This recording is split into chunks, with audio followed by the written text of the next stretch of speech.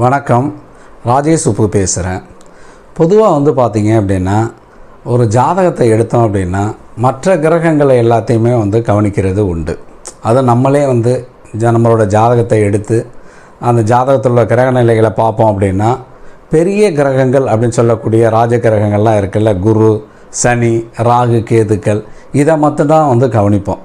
மற்றபடி ஒரு சின்ன கிரகங்கள்லாம் பார்த்தீங்க அப்படின்னா கணக்கிலே எடுத்துக்கிறதே கிடையாது. ஆனால் உண்மையில் பார்த்தீங்க அப்படின்னா, இந்த பெரிய கிரகங்கள்னாலும் உங்களுக்கு தீய பலங்களை கொடுக்காம விட்டுரும். ஆனால் அந்த சின்ன கிரகங்கள் அப்படின்னு சொல்லக்கூடிய கிரகங்கள்லாம் பார்த்தீங்க அப்படின்னா சரியாக அதை செய்ய வேண்டிய வேலையை கரெக்டாக செஞ்சிடும். அது நல்லது கொடுத்தாலும் சரி, கெடுதல் கொடுத்தாலும் சரி, அது சரியாகவே கொடுத்துட்டு போயிடும். அதுலேயும் பார்த்தீங்க அப்படின்னா 2.5 நாளைக்கு ஒரு முறை பெயர்ச்சியாகக்கூடிய ஒரு கிரகம் சந்திரன். அந்த சந்திரனை நம்ம எதுக்கு பார்க்குறோம் அப்படின்னா, ஜாதகத்தை எடுத்து அது என்ன ராசி, அது எங்கே உட்காந்துருக்கோ அந்த ராசியை சொல்கிறதுக்கு. மேசத்தில் இருந்தால் மேசம், ரிஷபத்தில் இருந்தால் ரிஷப ராசிங்க. அந்த ரிஷப ராசியோட குணத்தை தான் சொல்லுவோமோ ஒழிய சந்திரனை கணக்கிலேயே எடுத்துக்கிறது கிடையாது. பலர் அந்த மாதிரியான தவறுகள் செய்யலாம். ஸோ அப்போ என்ன அப்படின்னா, சந்திரனையும் நம்ம கால்குலேஷன் பண்ணும் போது தான் நமக்கு வரக்கூடிய நல்லது கெட்டது என்ன அப்படிங்கிறது தெரியும். மொத்தத்தில் ஜாதகத்தில் பார்த்தீங்க அப்படின்னா, இந்த சந்திரனை வச்சு தான் எல்லா கிரகங்களுமே பலனை கொடுக்கும்.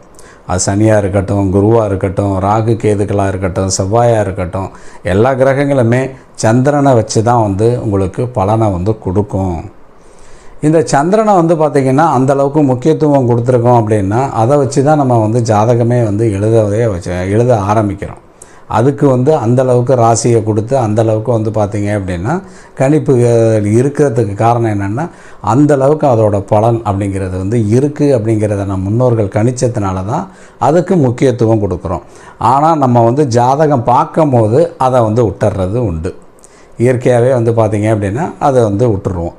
ஸோ அந்த மாதிரி நம்ம விடக்கூடாது. அப்போ சந்திரன் பார்த்திங்க அப்படின்னா, சந்திரன் ஒருத்தருக்கு நன்றாக இருக்கணும். நல்லா இருக்கணும் அப்படின்னா பார்த்திங்க அப்படின்னா அது கெடாமல் இருக்கணும் அப்படிங்கிற மாதிரி கணக்கில் எடுத்துக்கலாம். வளர்பிறை சந்திரனாக இருக்கலாம், சுபர் வீட்டில் இருக்கலாம். இந்த மாதிரி பல கால்குலேஷன் அதில் போடுவோம். அதில் இருக்கும்போது பார்த்திங்க அப்படின்னா, நல்ல சந்திரனாக இருந்தார் அப்படின்னா மற்ற கிரகங்கள்லாம் என்ன தான் அவருக்கு கெடுதலை கொடுத்தா கூட பார்த்திங்க அப்படின்னா அவர் ஜெயிச்சிருவார். அவர் வாழ்க்கையை பிறர் பார்க்குறதுக்கு ரொம்ப அழகாக இருக்கும். சந்திரன் கெட்டது அப்படின்னு வச்சுக்குவோம், அந்த நபரை பார்க்கவே முடியாது. அவரால் நிறைய பிரச்சனைகள் அப்படிங்கிறது இருக்கும். அவரோட வாழ்க்கை பலர் கேலி செய்கிற மாதிரியான ஒரு அமைப்பு கொடுத்துருவோம். இப்போ சந்திரன் எப்படி இருக்குன்னா, தேய்பிறை சந்திரனாக இருக்கலாம், இல்லை பார்த்திங்க அப்படின்னா மறைவு ஸ்தானத்தில் ஏறி இருக்கலாம், இல்லை தீய கிரகங்களோட சேர்க்கையாக இருக்கலாம்.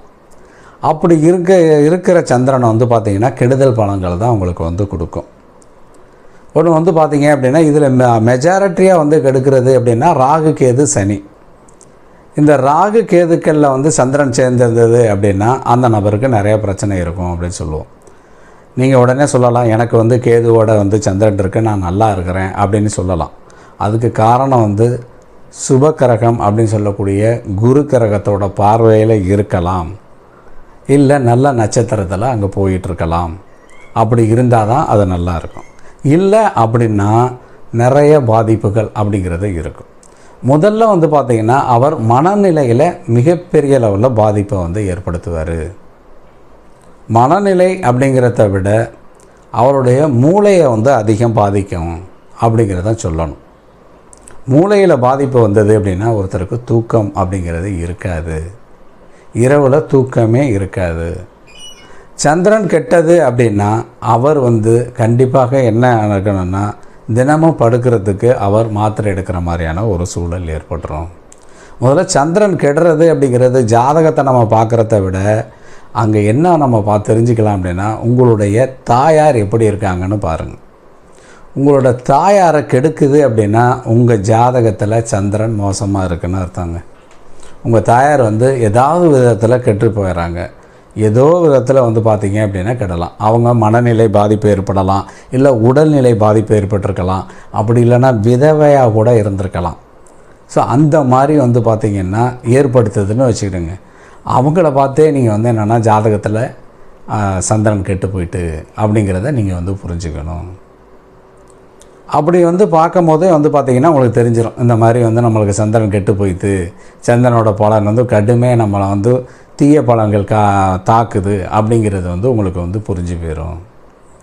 இல்லை ராகுவோட இருந்தாலும் சரி, கேதுவோட இருந்தாலும் சரி, சனியோடு இருந்தாலும் சரி, இந்த 3 கிரகங்களும் மெஜாரிட்டியாக கெடுக்க ஆரம்பிக்கும் சந்திரனோட. இது ரெண்டுக்கும் அந்த அளவுக்கு வந்து பார்த்திங்க அப்படின்னா சந்திரனோட ஒத்து போகாது. இது எல்லாமே வந்து பார்த்திங்கன்னா ஒவ்வொரு விதத்தில் வந்து மனக்குழப்பங்களை ஏற்படுத்தும். இது வந்து வாழ்நாள் முழுவதுமே அப்படி இருக்குமா அப்படின்னு நம்ம கேட்டோம் அப்படின்னா, வாழ்நாள் அப்படிங்கிற முழுவதுமே அப்படி இருக்கிறதுக்கான வாய்ப்புகள் அதிகமாக இருக்கும். இடையில சந்திர தசையோ இல்லை அதோடு சேர்ந்த தீய கிரகங்களோட தசை வந்துட்டுன்னு வைங்களேன், உங்களை போட்டு படுத்தி எடுக்குது அப்படிங்கிற மாதிரி தான் இருக்கும். பலருடைய ஜாதகத்தில் நம்ம வந்து பார்த்துருக்கோம், மிகப்பெரிய லெவலில் ஒரு தசையில் வந்து பெருசாக போயிருப்பாங்க. அதன் பிறகு அவங்களுக்கு சந்திர தசையோ இல்லை சந்திரனோட சேர்ந்த தசையோ அந்த தசை நடக்கும் போது வந்து பார்த்திங்க அப்படின்னா அவங்கள வச்சு செஞ்சிடும். அந்த அளவுக்கு வந்து பார்த்திங்க அப்படின்னா அவங்களோட பாதிப்புகள் வந்து அதிகமாக வந்து இருக்கும். ஸோ அப்போ அந்த பாதிப்புகள் ஏற்பட்டதுன்னா நீங்கள் கண்டிப்பாக என்ன பண்ணணும் அப்படின்னா, உடனே அதற்கான பரிகாரம் அப்படிங்கிறத எடுத்துக்கணும். ஒன்று வழிபாட்டு முறைகளாக இருக்கலாம், இல்லை ஜோதிடர்களை வச்சு பரிகாரம் பண்ணலாம், ஏதோ ஒன்று வந்து நீங்கள் வந்து செய்யணும். அதற்கு முன்னாடியே என்ன பண்ணலாம் அப்படின்னா, மருத்துவரை நீங்கள் வந்து கலந்து ஆலோசிக்கணும். ஏன்னா உங்களுடைய மனநிலை தான் முதல்ல வந்து அங்கே பாதிக்கப்படுது. அப்படிங்கும்போது மருத்துவரை வந்து நீங்கள் ஆலோசனை பண்ணிவிட்டு தக்க மருந்துகளை வந்து எடுத்துக்கணும். அப்படி எடுத்துக்கிட்டால் மட்டும்தான் சந்திரனோட அது வந்து நல்ல பலன் அப்படிங்கிறது வந்து கொஞ்சம் கொஞ்சம் பார்க்கலாம்.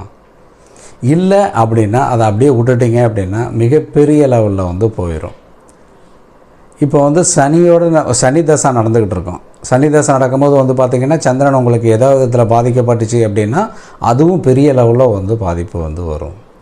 ராகு தசை நடக்கலாம். ராகு தசை நடக்கும்போது வந்து பார்த்திங்க அப்படின்னா உங்களுக்கு மிகப்பெரிய லெவலில் பாதிப்புகள் வந்து வரும். அதுவும் இந்த ராகு தசையில் வந்து பார்த்திங்கன்னா மாந்திரிக பாதிப்புகள் அப்படிங்கிறது உங்களுக்கு வந்து வர்றதுக்கு வாய்ப்பு இருக்குது. அதேமாதிரி கேது தசை வந்தீங்கன்னா உங்களுக்கு மனநலத்தில் மிகப்பெரிய அளவில் பாதிப்பு வந்து வரும். மனநல பிரச்சனை வந்து ரொம்ப வந்து கெடுத்து எடுத்துடும். உங்களுக்கு வந்து பார்த்திங்க அப்படின்னா பைத்திய நிலையிலே நீங்கள் இருக்கிறதுக்கான வாய்ப்புகள் வந்து நிறையா இருக்கும். ஒருத்தர் வந்து பைத்தியமாகவே சுற்றிட்டு இருக்கார், தன்னை பேசிகிட்டு இருக்காரு, ஒன்றுமே கவனிக்கிறதில்ல அப்படின்னா அவங்களுக்கு கேதுவோட சந்திரன் சேர்ந்துருக்கு அப்படிங்கிற மாதிரி தான் நீங்கள் வந்து எடுத்துக்கணும்.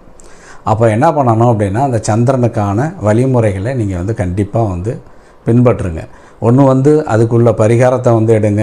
அதே மாதிரி மருத்துவ வழியிலையும் வந்து அதுக்குள்ள மருந்துகளை வந்து எடுக்கணும். அப்படி எடுக்கும் போது பார்த்தீங்க அப்படின்னா உங்களுக்கு ஓரளவு வந்து பார்த்திங்கன்னா அதை வந்து நீங்கள் வந்து கொஞ்சம் தக்க வச்சுக்கலாம்.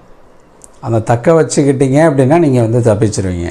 அப்படி இல்லை அப்படின்னா அது மாதிரி போகலாம் அப்படின்ட்டு இதெல்லாம் வந்து கண்டுக்க வேண்டியதில்லை அப்படின்னு நம்ம விட்டோம் அப்படின்னா பிரச்சனை தான். இதுலேயும் வந்து இந்த சந்திரன் கெட்ட ஆட்கள்கிட்ட நம்ம வந்து ஜோதிடம் சொல்கிறது, பலன் சொல்கிறது அப்படிங்கிறது வந்து மிகப்பெரிய ஒரு கடினமான வேலையாக இருக்கும். நம்ம ஒரு பரிகாரத்தை சொல்லுவோம், ஒரு கோயிலை கும்பிட்டுட்டு வாங்க அப்படின்னு சொல்லுவோம், அந்த நபர் அதை கேட்கவே மாட்டார், அவராக ஒன்று வந்து செய்வார். பலருடைய வாழ்க்கையில் நம்ம பார்த்துருக்கோம், அவங்க வந்து பிறர் சொல்கிற வந்து கேட்குறதே கிடையாத ஆட்களாக வந்து இருக்கிறாங்க. அதனால் என்ன பண்ணுங்க அப்படின்னா, உங்கள் ஜோதிடர் சொன்னார் இல்லை உங்களுக்கே தெரிய வருது அப்படின்னா சந்திரனுக்கு வந்து நீங்கள் வந்து சரியான ஒரு பரிகாரத்தை வந்து எடுத்துக்கிடுங்க. சந்திரன் எப்படியெல்லாம் பாதிக்கப்படுது, பிற கிரகங்களால் என்ன மாதிரி பாதிப்பு வரும் அப்படிங்கிறதெல்லாம் இனிமேல் வரக்கூடிய வீடியோக்களில் வந்து நம்ம பார்க்கலாம். நன்றி நண்பர்களே.